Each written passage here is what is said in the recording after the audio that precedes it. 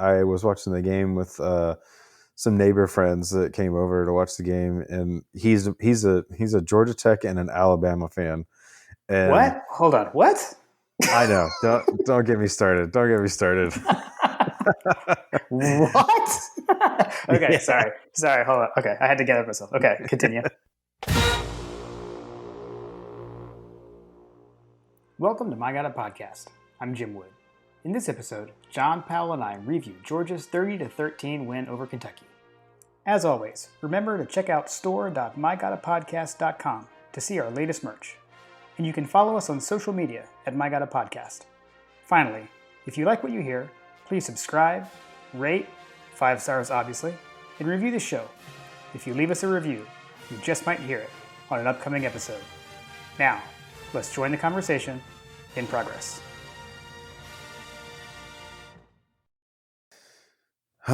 Well, that was fun.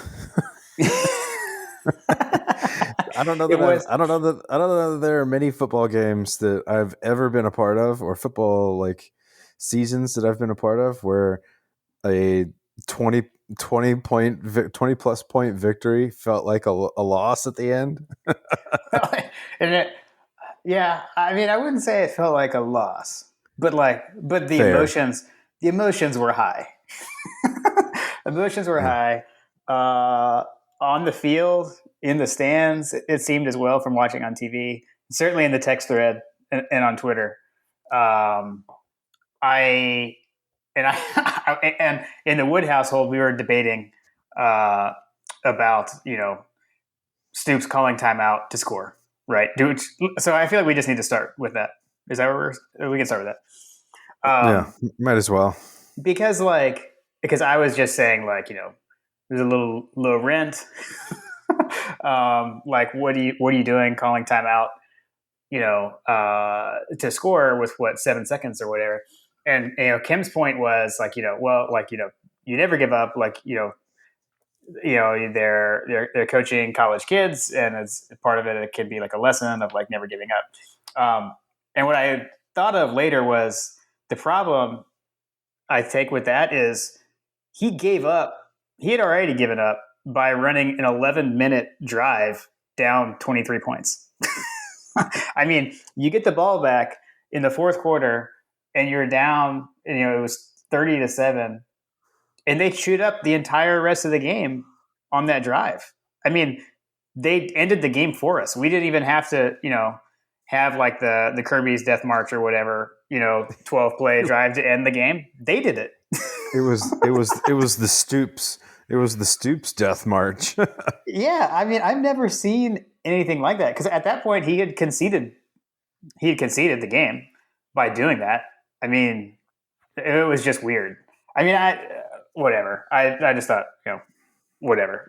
You want to play with the big boys, and then you go and do that like that. I don't know. I feel like they showed they didn't belong by doing that. But whatever. I figure that someone must have mentioned in his ear or saw on the sideline, he locked eyes with a booster or something like that. Maybe he had money on the game. I don't know, dude. But he definitely was looking to beat the spread. Right. Yeah. Seriously. There's no other explanation. Yeah. But then, definitely, a weird kind of sequence there. Then they score. We block the extra point. We got players on the field during the run back. Everyone's all mad. Oh my gosh. So that stunk. But I will say, it paled in comparison to what Tennessee's fans did. So I feel like we're okay. Right. I mean, it is certainly crazy that we're here. We're sitting here. The University of Georgia is ranked number 1 in the country. We're 7-0. Our defense is playing lights out, and it's taken 7 games for one team to score more than one offensive touchdown against us. What a time to be alive right now. Yep. And it took a timeout with 7 seconds left. And it took a timeout, exactly. And I will say, I know, Graham had tweeted, I think that, and this is what I was thinking too. When Levis tried to go over the top, I mean, somebody on our team came away with the ball, and there was no review or whatever. I guess maybe they had whistled it dead or something. But at any Hmm. rate, uh, but like so, aside from the kind of weird ending, I mean, yet again, like I mean, this team is incredible. Like it's like hard to put into words and just like thinking about it and watching it back. Because yeah, so I was listening to the first half uh, through my phone with listening to Scott Howard because I was at Lily's soccer game, and then got home and was able to watch the second half on TV. So I rewatched the first half this morning. I mean, we didn't even Hmm. have like our A game. I feel like, and we still blew them out. Um, Yeah, no, for like sure. it took a little while to get going on offense, and eventually it did. Um, but just even with that, to see the final score, and it just not really be. I mean, they hung around for the first half, but then like once we marched down the field and got that, made it 21-7 on the first drive of the second half. It just felt completely different from that point on. Totally changed the game. Yeah, I mean, I would say that the win probability. I think the lowest probability to win was 92%, Mm. which was actually it was roughly 92.8. 92.8% was the lowest win probability that we had for the entire game, and that was when I think that had to have been sorry, 92.2 was when it was 14-7.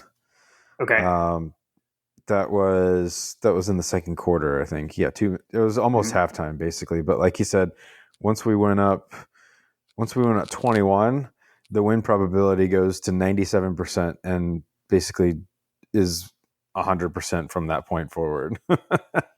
Yeah. Yeah.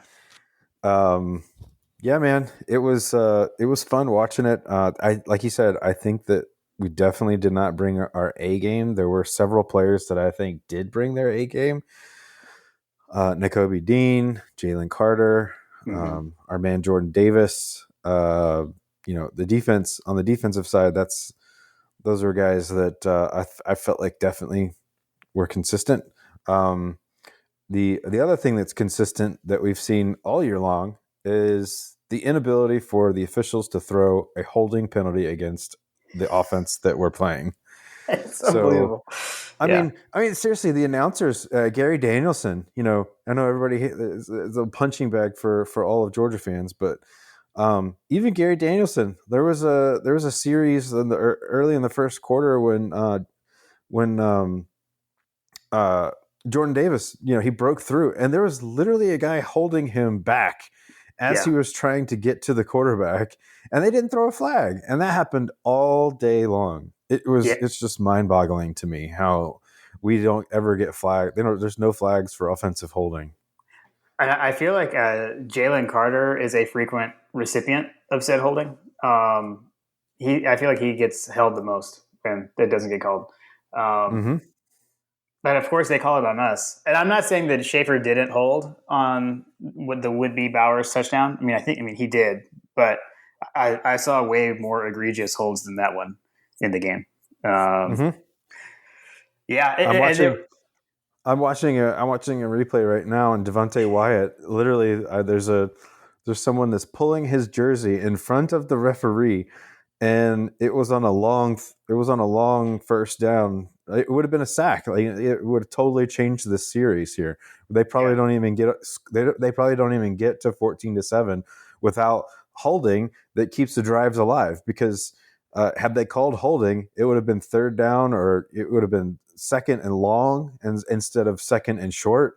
And I like our chances. And so, like, there are definitely scenarios that you could see where it was like, maybe we didn't have our A game or whatever, but if they actually throw the flag on some of these things, like some of these drives that we've had on us, like they just die.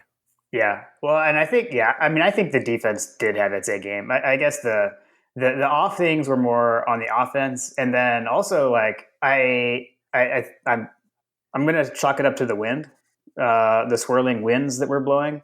But because Kearis Jackson was definitely struggling to catch punts. That was highly unusual for him. But I think they asked Kirby about it on the broadcast, and he said that it was the wind. So I'll take Kirby's word for that. The drive that Kentucky had to make it 14-7. I mean, they had to pull out like all the stops. I mean, there were multiple trick plays on that drive. I mean, they had a hook and ladder. They had they had like reverses, fake reverses, all kind of stuff. They had to go deep in the bag to get that, and then then they basically did nothing until the last game-ending, oddly game-ending drive. I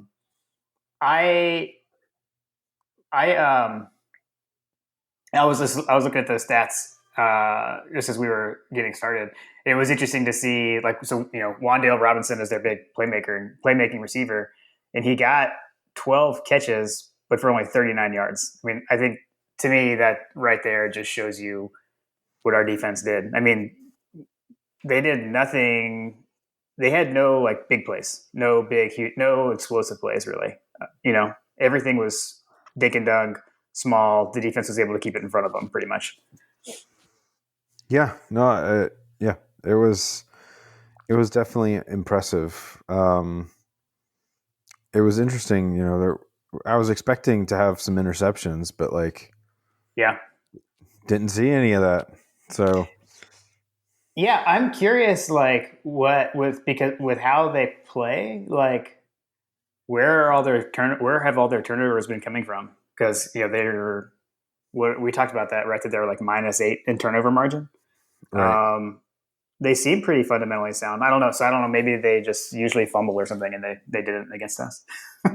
Maybe. Although then again, they did fumble the one time, but then on that drive, right on the touchdown drive, they had multiple times. There was the one that was a fumble, but then Levis picked it back up, right, and then ran for a first down. That happened. Yep. And then there was the perceived fumble, but then was changed to an incomplete pass. That happened as well. So again, it took a lot of things to go their way to be able to even score, which we had talked about, would this be the best team we've played thus far? And I was saying I'm not sure. I've seen some people saying that they were, but I don't know. I think it might actually be Auburn, to be honest. Okay. I mean, you say Auburn because it was an away game in a hostile territory or whatever, but well, and the fact that Auburn beat Arkansas yesterday too, right. How many weeks in a row are we going to get where we have this is the quarterback holding onto the ball when he gets sacked, or isn't he? Yeah, seriously. Yeah, because I'm getting real tired of this just nitpicking and looking at these things like they're just these teeny tiny situations, like the super duper slow mo. Man, listen, you got hit and the ball got out.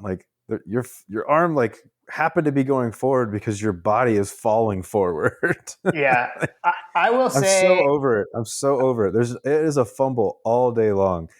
If that fumble gets called, they never score. They never score on us. Oh yeah, for sure. Yeah, it's a shutout. Which I agree. I will say I actually don't throw anything at me through the computer, but I actually think that those were both right yesterday. After watching it, because all that happened in the first half, so I couldn't see it. So when I watched it this morning, from what the rules official or the rules expert, I guess, guy, right, came in and said, it did make sense. But it was very different to me from the Bo Nix one. The Bo Nix one for sure last week was a fumble. I was saying that I actually think both of those fumble calls actually were right yesterday. Yeah, unfortunately. Yeah, but I'm with you. But it is you did have to super slow it down. Yeah. I don't know, man. Dude, you got hit before so here's my thing. So in my mind, your arm should be going forward before the contact is made to where your arm is being changed directions. When Right. you get hit and your arm is changing directions, like it just so happens that both weeks in a row, the momentum of the tackle held the ball in place, basically, is kind of how I Yeah. feel. Right. Like, Right. I don't know. I get it. But like at the same time, it's like if you didn't have slow mo in the olden days or whatever, like I feel Hmm. like that both weeks of the Auburn's fumble and our fumble, like I feel like they would have been they would have been called fumbles and everybody been like, yeah, it's a fumble. You know what I Right. mean? Like, Yeah. I also think, and without the era of instant replay, I think Stetson's would have been an incomplete pass, actually, to be correct. honest, because that ball actually went forward. I know. So, but anyway, Anyway, yeah, I guess it's good to complain about those things when you win. it was It's fine. it was one of those things. Yeah, Uh, exactly. It was one of those things where it's like we had to beat Kentucky and the SEC officials. mhm. Right, right, right, right. Golly, Um, there's another hold. I was just watching this. it's nonstop. Even and I love it when like George Foster is tweeting about it too, because he was tweeting about that that he's like Kentucky is holding. uh, Kentucky's holding. uh, so, but dude, Uh, so okay, I was gonna say one other thing that I like was super annoying to me, and it was probably because I had the TV outside on the deck, and it was hard enough to see as it is. But like the glare that was coming off these Kentucky helmets, like shouldn't that be like illegal if you're playing in the daytime? Like if I yeah, was on the other team, I would definitely be trying to like angle the sun into someone's eyes. You know what I mean? right, Like, can I yeah. tilt my head to where you get blinded? Right. No, I agree. I agree. I did not like the helmets. And like, I don't know. I guess I know that's one of their things. Like they do wear those somewhat regularly now, or at least I don't know whether you call it like a mirror finish or silver, or I'm not sure exactly what it is.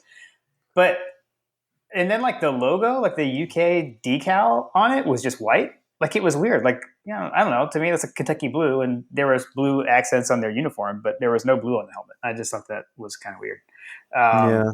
Yeah, it but was a little anyways, strange. um, but yeah, for sure, and also just like with the time of day too, right? With the shadow coming Yeah. across the field, it was there was definitely a lot going on there. Yeah, it was annoying. Um, can we talk about like how great and how awesome Brock Bowers is? I mean, this is like a weekly tweet. I think I got into a conversation this morning with I think it was Brent Rollins, if I'm remembering correctly. Um, he was talking about how good Brock Bowers had played and how he was the highest rated tight end or wide receiver um, of the weekend or something like that. I think he rated out at like a 93 or something. Wow. And he put his stats out there, and I agree. Like, and I basically asked him, I said, I mean, please tell me what other tight ends out there exist that are candidates for All American. I mean, this is Mm-hmm. something that you and I have talked extensively about. Like, Brock Bowers is one of, if not the best, because he threw out a tight end that I looked at and I was like, okay, I mean, their numbers are basically the same. The only difference is the guy at Coastal Carolina. I think his name is Likely or Isaiah Likely or something like that. Mm-hmm. Um, but he's a senior and he's like in the mold of Darnell Washington. Okay. 6'4", whatever. He's a big man, but I mean, please tell me, like, okay, so if that guy is the best tight end in the country, Brock Bowers is for sure the number two because his numbers are basically the same. The only difference is that Brock Bowers plays for the number one team in the country, Yeah. and basically, he's we have so many other weapons on the field. So Coastal Carolina he's probably the best player on their team. Yeah. Yeah. And Brock Bowers is doing it against SEC competition, right? Mm-hmm. Um, Yeah, I don't know, man. We got our own little my God, a freshman All American situation going on, in my opinion. Yeah, I can't disagree. He is unbelievable. Had two touchdown catches plus another one. Came off the board.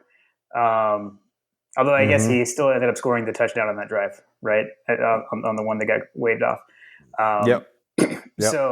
but and that one, so the one that counted, the hand strength that he had to hold on to the ball, because that was a good defensive play. I mean, defender got his hand on the ball, was trying to knock it out, and they reviewed it, and the call stood. That was very, strong hands, and then his second touchdown was awesome, and just a great throw by Stetson. I got to give Stetson credit, and the second, Bowers was just running down, turns around and looked, and the ball was right there for him. That was an awesome play.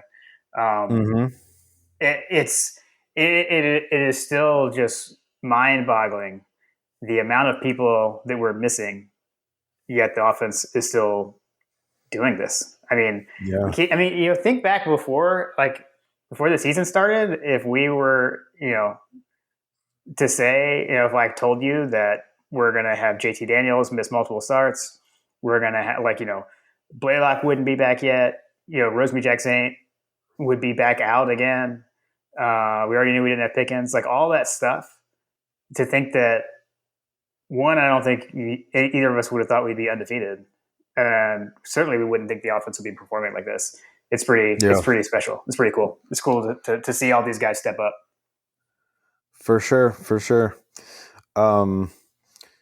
Yeah, it's insane. If you, hopefully, we're coming up on a bye week, right? So, yep. Hopefully we can get some. Hopefully we can get some guys healthy. Yeah. Yeah. Get some weapons back. I mean, you got Mr. Washington. Mr. Washington's back, and big. What were they? They said Big O. They call him Big O. Yeah. So he was hurdling people out there, which I didn't know it was possible for a 6'7", almost 200 to 300 pound man doing this. I didn't think that was possible, but here we are. Yeah, it is good to have him back, and it's he is first game back he pretty much was just a blocking tight end, and now he's getting back involved with the passing game, and it's making a difference.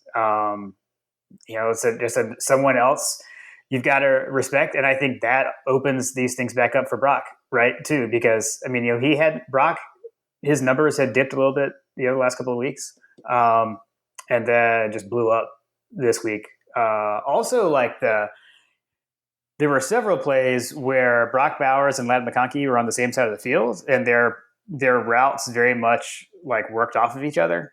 Where McConkey would kind of run people off, to get Bowers open, and vice versa. That was really cool to see as well. Monken is he's hitting the groove right now with the offense. Right. Yeah. No, I mean, it's definitely a testament to what we have what we have right now is the perfect combination of players, talent level, coaching, and schedule. If we're being honest, we're not playing Alabama. We're not playing A&M. It's. I was talking with, and I mentioned this to the boys this morning, but I've spoken with a lot of guys that graduated after I did that have seen it doesn't matter. Every era of coaching, every era of alumni you talk to, I feel like that, I've talked to my dad about it. Nobody seems to be worried about this team right now. It just feels different. Everything about this year feels different. And we've talked about this, but this is this Kirby Smart's 6th year, and he had all that success early on, but this just feels different. This is a different experience, and I hope that everybody listening to this, everybody watching the games, we're witnessing something very special. Yeah, we are, and my advice to everyone is to enjoy it. It is special. I've got a question, because this was we again didn't have Kenny McIntosh in this game, but I felt like the run game felt more. I don't know. It was definitely more effective. And again, I'm wondering with a smaller pool of running backs to distribute the carries amongst, is that helping? Three guys carrying the football instead of 4 to 5, because everyone looked good yesterday.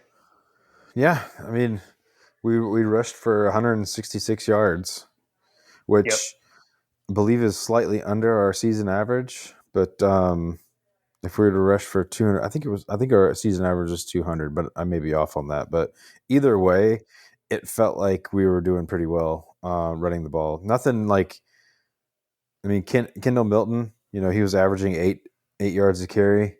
Yeah. James Cook averaged 8.5. So like those are mouth-watering numbers, but they only rushed. James Cook had 51 yards and Kendall Milton had 33 yards. So it's like, I mean, Yeah. There wasn't huge numbers. Although I guess the one thing we have to remember is we didn't have the ball. I mean, we did not win the time of possession. Like we didn't run as many plays in this game because Kentucky decided to run the clock out. Keep the ball, we keep away, and ran the clock out in the fourth quarter, which is still so weird to me. right. And then I also just remembered what we were talking about before we hit the record button. Let's get back to that. Although I feel like this is like the hey, let's complain about the refs when we won a game. Kendall Milton's long run. Oh yeah. Like did he or did he not step out of bounds? And I do. May never know. Yeah. I need to go watch that again because I feel like they only showed the replay of the slow mo like once, and I didn't rewind or anything. So I do want to take another look at it. But that would have been pretty awesome because he was gone. I mean, that's a touchdown if they don't blow it dead. Yeah, I need to go and see. Maybe there's a all 11 or like a different view that CBS has on this. But in my opinion, that particular one, which I felt like as soon as it happened, I think I texted you guys. I was like, Kendall Milton got robbed. He was robbed. He was gone. He was gone. He was off to the races. It was a great play call. It was a great run. I mean, heck, I think he made a couple guys miss on that one. But I was just surprised that he was still kind of on the sideline, like inbounds. Like I thought he was out. He was going to for sure be out, but I saw he kept running. Mm-hmm. But he planted. And it looked like, and this is just me, this is my eyes. I've got glasses, but like, come on. I feel like that his toe was inbounds and the quote unquote step out was the turf coming up and like going out of bounds. Does that make sense? Like basically he kicked up a bunch of dirt and everybody was like, oh yeah, he's out. He's got to be out. Or his divot like was so big that maybe it kind of went out, but I don't know. In my mind, he was in. In my mind, he was in. I think he got robbed. I was really hoping that he was going to bust that one. I was like, yes, do it. It was a great run. He had really good vision. He had like a nice cutback lane where he took the ball. It was pretty awesome. And I mean, he had a good game. I mean, he had that run. And then honestly, too, we talked about it a little bit. The Stetson Bennett, was it a fumble or was it an incomplete pass? Thankfully, Kendall Milton played to the whistle and recovered that ball because it landed right at the feet of two Kentucky players. So they just stood there. And, I mean, that should have been Kentucky's ball if those guys had fallen on it. They were right there. Kendall was much farther away, ran to it, dove on it. That was a huge play of the game. Huge play. It probably was the play of the game at that point for sure. Yeah. There's a lot of those, you got Camarda hit a punt on a windy day that was downed inside the 5-yard line. Like that was impressive, dude. Yeah. Yeah, it was a good game overall. Everything worked out pretty positively for us. It did. Yeah. I mean, it's 30-30. I mean, you had the text quote of the day. We won. I can't even remember exactly what you said. It was like it's 30-13, but we're all pissed off. I was so mad. I was so mad that they scored. Like I will not. This is the podcast is family friendly, so I'm not going to use the language I used when I was texting. But I wanted to keep them out of the end zone. I did not want to let them in the end zone. and they got in there, but they had to use the timeout to get to it. So whatever. Yeah. uh, No, I agree. It was bull crap, dude. Like game was yeah, over. Take the loss. Like I get it. You're running your offense. Maybe you're sending a message to your team that the season is never over. But yeah, um, from the Georgia perspective, I hope we run. I hope we run 60 points on them for that next year. Like I yeah. hope Kirby. I hope Kirby does the same thing that. I hope Kirby does the same thing that Urban Meyer did to Mark Richt the week after, or the Mm, year after, the yeah. year after we were running it up on them. Um, I hope he calls a timeout and lets everybody savor it all in before he runs another touchdown in or whatever. Yeah, yeah, for sure.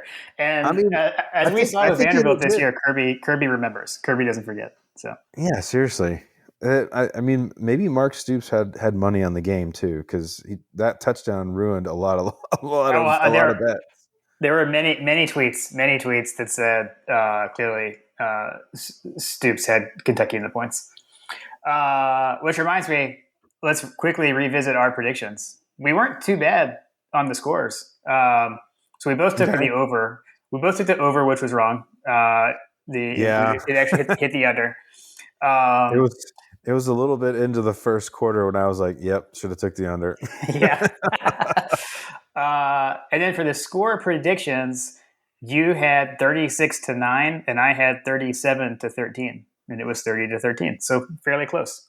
Yeah, I got Kentucky's number right you did. thanks to a blocked field goal and a blocked extra point, which both of those, it was crazy too for both of those that they came like just from a push straight up the middle.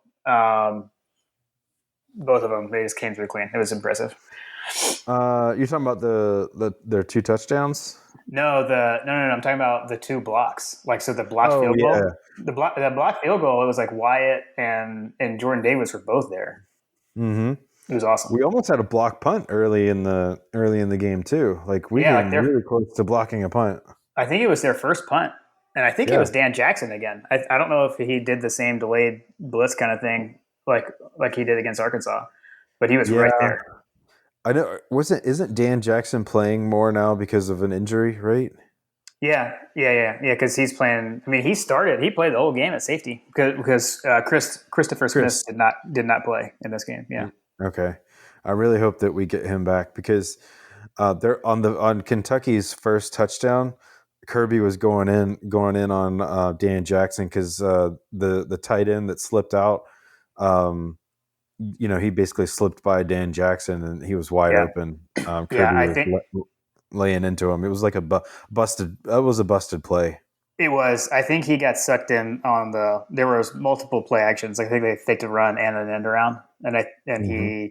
I think he got caught peeking into the backfield.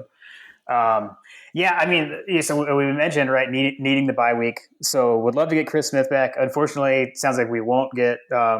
Not sounds like we will not get Tyke Smith back. So that was unfortunate news that we heard after we recorded.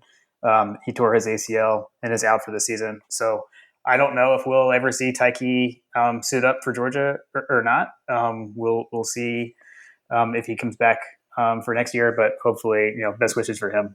To him, hopefully he heals up and is able to continue on his football career just fine.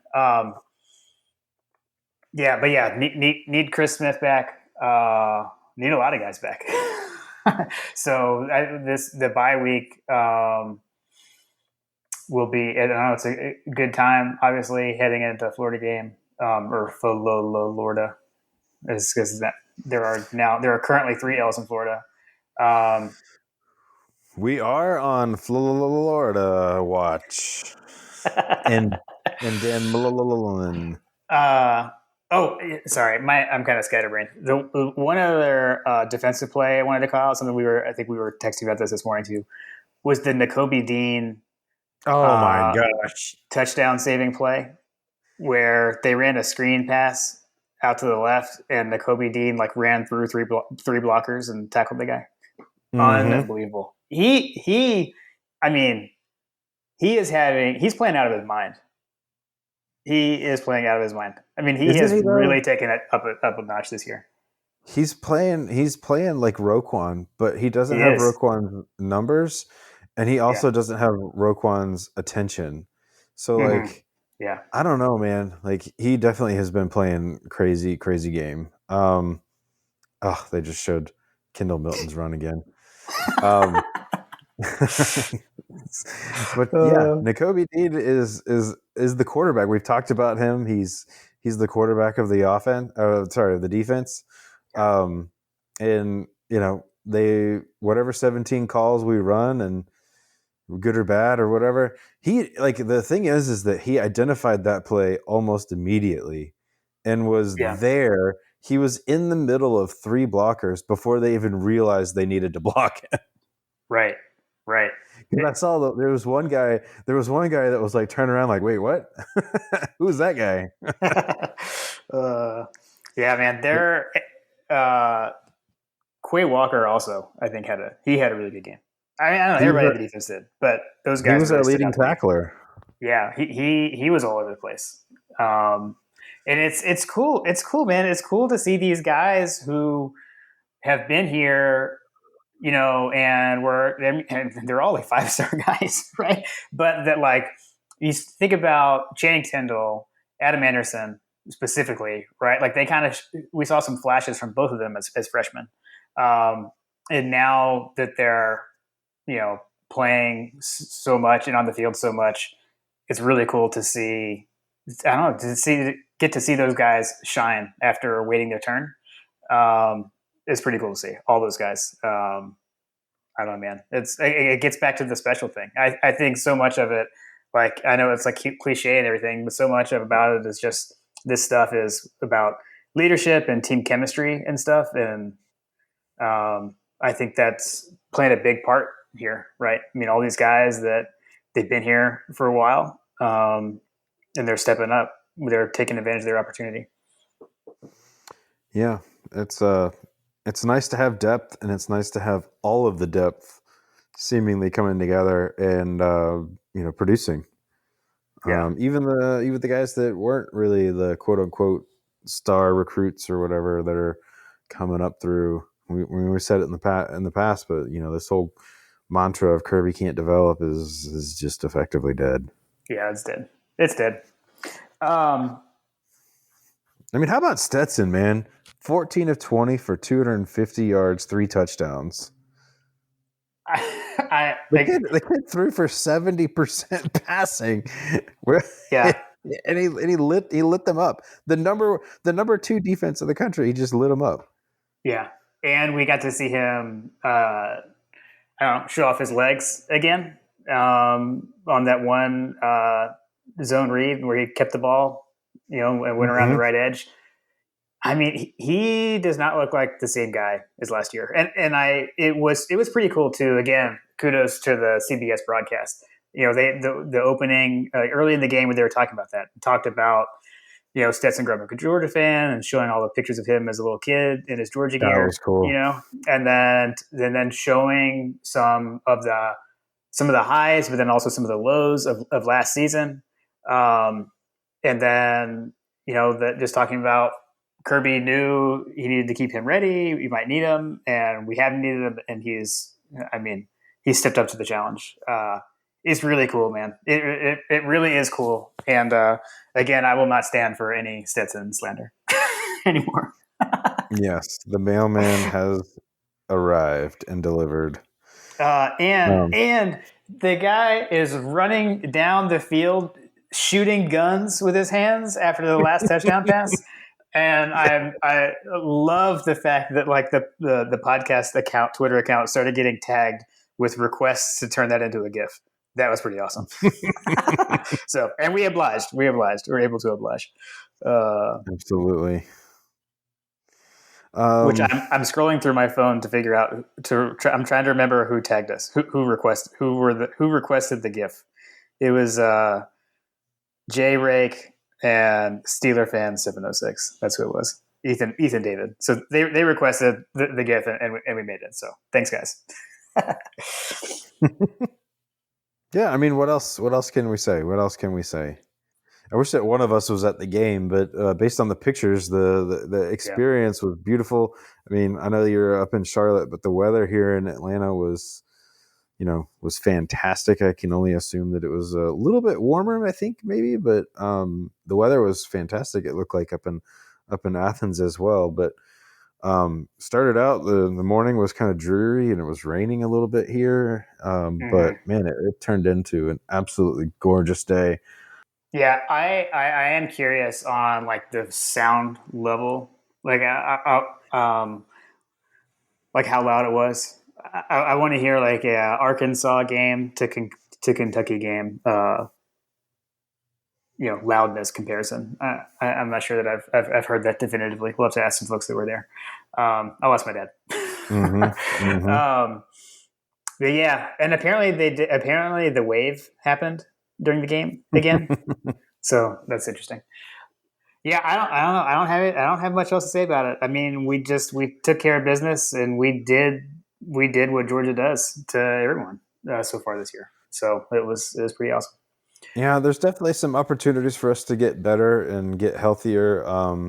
If I'm an opposing offensive coordinator, I'm probably identifying that that goal line. If we're sitting on the goal line again, I would look for an offensive coordinator to sneak the tight end out wide like they did against us to get their first score, and then the screen pass that had N'Kobe Dean been blocked. We talked about what a great play it was. Had N'Kobe Dean Yeah. gotten any kind of like delay at all, I mean, he's probably walks into the end zone. So there's definitely some opportunities for us to get better, even still. So I'm sure that Kirby's going to be pointing to things like that as identifiers of situations that we got to shore up against teams like Alabama, and even Florida. They're good for a couple of.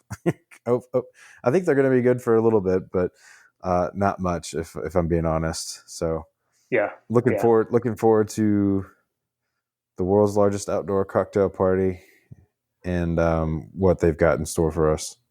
Yeah, I do like it. I guess the last thing I'll say on the Kentucky game is I actually it at the end of the day I think the way the game ended up being kind of a good thing for us, for the coaches, for the players, um, because like they were pissed, they were mad that we gave up that last touchdown, and again to win by that much and still be upset, I think shows the kind of the edge that they have. And so I think that will continue to motivate them. I'll say the same thing about the fans too, because I was watching the game. At that point, I was watching the game with some neighbor friends that came over to watch the game, and he's a Georgia Tech and an Alabama fan. And What? Hold on. What? I know, don't get me started. Don't get me started. What? Okay, Yeah.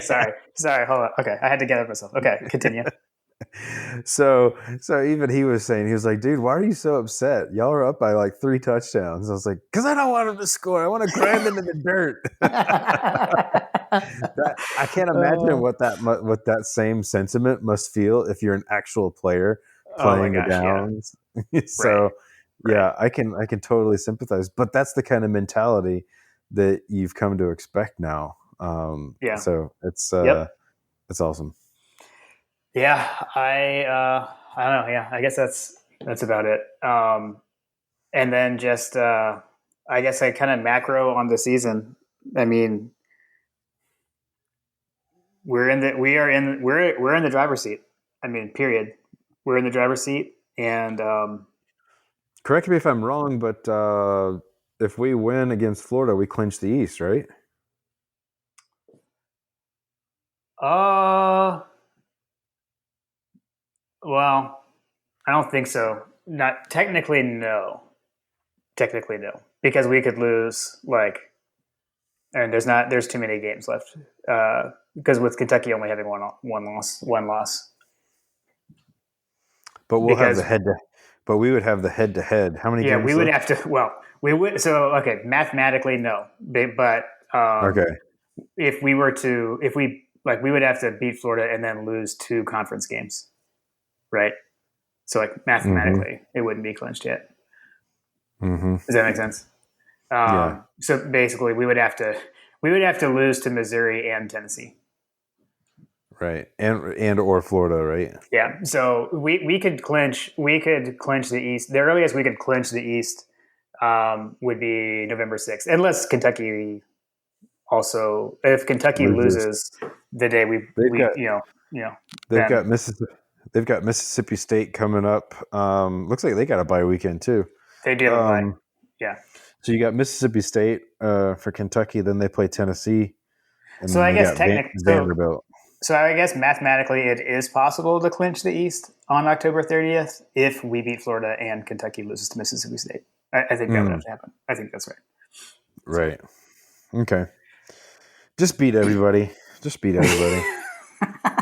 I like it. That's the way you got to think about it. Yeah. Well, I mean, know. seriously. But, Seriously, where do you see who left in the country can beat Georgia? well, did the AP poll come out yet? Because here's another funny thing. As we're sitting here, October 17th. I think we're going to have Georgia number 1 and Cincinnati number 2, just like we all thought. They are. Who knew that the Peach Bowl would be a preview of the 2021 season? Pretty crazy. And look who's number 3, Oklahoma. Look who's number 4, Alabama. I believe that we have some history with all of those teams. Yeah, seriously. Man, I mean, are we on a collision course for a Peach Bowl rematch with Cincinnati? It'd be pretty crazy. If things pan out, which it appears that they will, you like their chances at number 2, and should we run the table, we'll obviously stay number 1. So It's possible we could see them again for the national championship. Yep. Crazy times. Which would be hilarious. And by the way, also detrimental to my neighborly neighborly situations, because I've got a Cincinnati neighbor who was pretty excited about it last year. So we'll see. Right. I know last year we took a bye week on Georgia's bye week and didn't do an episode. But I think we'll do a bye week episode, right? You cool to do a bye week episode? Yeah, man. What are we gonna do though? We got to figure that out. Yeah, we'll have to figure something out. At a minimum, we'll reach out to the people for questions. We can do kind of like an off week mailbag kind of deal. Maybe we do that, and then we'll see. Maybe we work something else in as well. But for I think sure, at a minimum we can do that. Cool. And reminder about store.mygodapodcast.com. We've got the hats back. I actually this morning was putting hats in boxes to ship out. So the first batch is going out on Monday. So a couple of folks will be getting their hats this week. And if you want one, you can now purchase them. Awesome. Cool. All right. Well, you got anything else? What else could I have, Jim? This is just a fun season, isn't it? And I think that they talked about this. I guess that there was some meeting that happened on campus about how poor our home schedule was this year. That we didn't have any rivals at home. That there was like no games or whatever. And here we are, week 7. We've got 2 college game day games coming to town. I know, isn't that crazy? Like seriously, again, I kind of want to listen back to our season preview because it was like the home schedule is terrible, like no good games, and then back to back home games with college game day. Yeah, dude. What a fun season it's turned out to be. Which, obviously we've got the momentum.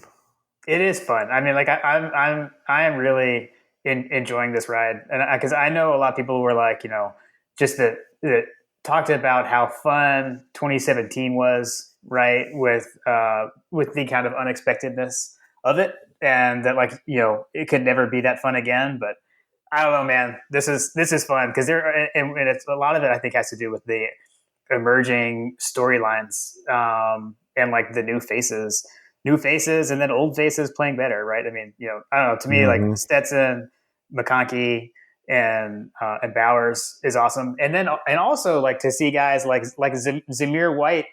I mean, getting like really shining after the two ACL tears. So many good stories. Agreed. Agreed. How have we gone this far and we haven't mentioned the connection of Bennett McConkey, attorneys at law? we I mean, we had a Bennett to McConkey. yeah, Bennett McConkey. Yeah, they are the law firm. They are the law firm.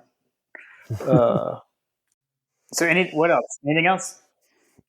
Well, I hate to say I told you so, Jim, but the hot take preseason was my prediction that Coach Orgeron was going to be fired before the end of the season. I think I had targeted November for that to happen, but here we are, Sunday, October 17th.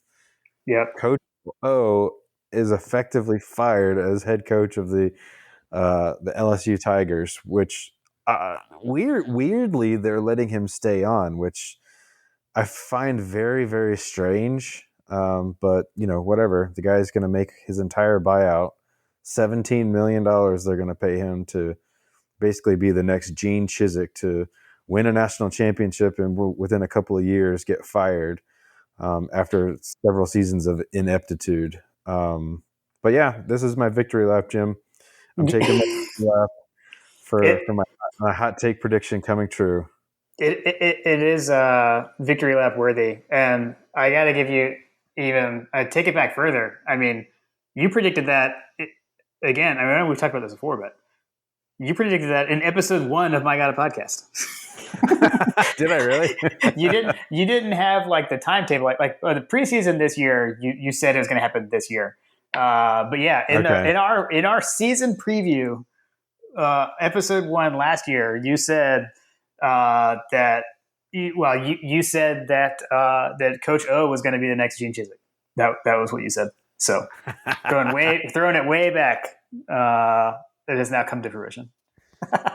Even better. I feel like that was playing with house money because I felt very confident based on everything that had transpired with Ole Miss and Mhm. USC, and I just everything that happens. I just don't think that he's just not a head coach. It would not shock me to see him on the coaching staff at the University of Alabama here Mhm.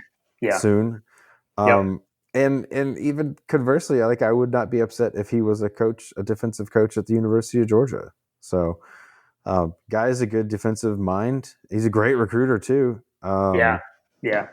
He's just not head coach material, and I hope that he maybe can come to terms with that and just be like a Brett Venables and just career coordinator kind of thing, and just do what you do and make a bunch of money doing it and be awesome at it, and instead of being like a you know half in half out head coach. Right. Yeah. Yeah, man. We'll see what happens with Muschamp here. Wouldn't mind Coach O being another analyst. Can we put glasses on it? Do we have the soundboard? Can we put glasses on if Coach Dan Lanning has any connections to Louisiana? I don't know. I know I don't have a soundboard. I tell you It is what. not set up. I tell you what, though, they were talking about it. I can't remember where it was that I was listening to it, but they were talking about head coaching candidates to listen for. Oh, it was Mhm. J Boy. I was listening to J Boy's response on coaches to be looking out for, and he listed off a couple, and I was like, I don't know that those are going to be the. I think he mentioned Mel Tucker. I think he mentioned who else did he mention? Man, you think Mel Tucker gonna leave again? I don't know. That's Yeah, a lot of job hopping. I don't know about that one, Chief. Yeah, Yeah. I mean the yeah, I don't know. I would think that if I were a athletic director, Mhm. I would be seriously looking at what Cincinnati's got going on right now. Like That's a good one. Yeah. Yeah, for sure. everything that guy has built with such limited resources, he's going to get a shot soon. At maybe it'll be like a mid tier, like a like he'll come in and like pull like a James Franklin and come down to Vanderbilt or something like that, and come down and make some noise and then take a bigger job later. Just because the conference that he's coming from or whatever. I don't. Are they in a conference? The American Conference or something like that? They're in a conference. Yeah. Okay. Well, basically, someone will give him a shot on a lower level. I don't know that he would necessarily be a good candidate to take that LSU job, to jump way into the deep end, down into the bio, if you will. But yeah, I think they're in the. Isn't it called the American? That's what they're in, right? That's what I Yeah, said. they're in the American. Yeah, the American. Yeah. Okay. Okay. It's not the power. It's not a Power Five. It's not a Power Five conference. Correct. For sure. Correct. They're Group of Five. I got glasses on Lanning. Lanning's from Missouri, actually. So that's where he's from. Let's hope Missouri doesn't fire their coach. Anyway, that's my victory lap, Jim. That's my victory lap. Okay. Much deserved. Much deserved. Okay. Well, yeah. So we'll be back this week with again later this week for an off season episode or for an off week episode. And but until then, go Dogs. Go Dogs.